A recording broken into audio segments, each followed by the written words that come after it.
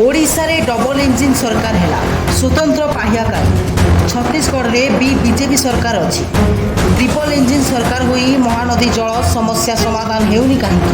केबे करिवे यार उत्तर दियंतु सरकार एहिभଳି विभिन्न प्रसंग नहीं विधानसभा राज्य सरकार को घेरिब कांग्रेस सोमवार विधानसभा 55 नंबर कक्ष में रामचंद्र काड़ाम अध्यक्षतार कांग्रेस विधायक दल बैठक अनुष्ठित होता सप्तदश विधानसभा प्रथम अधिवेशन में दल केउं केउं प्रसंग में राज्य सरकार को अड़ुआरे पकाइब से नहीं आलोचना होता विशेषकर मद बंद करने को एबर मुख्यमंत्री पूर्वर मुख्य सचेतक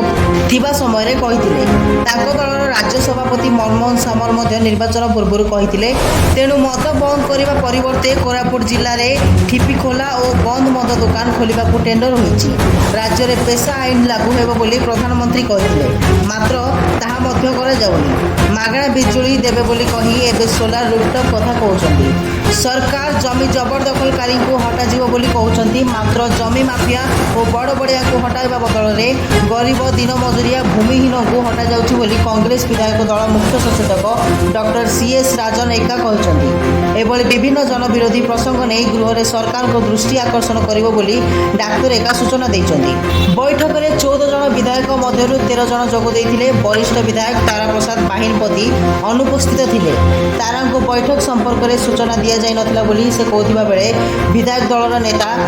श्री काड़ाम तांको फोन करथिले हेले तांको सह जोगाजोग होई पारि नथिला तांको बासभवन को देखा करने को जाइतिबा सूचना मिली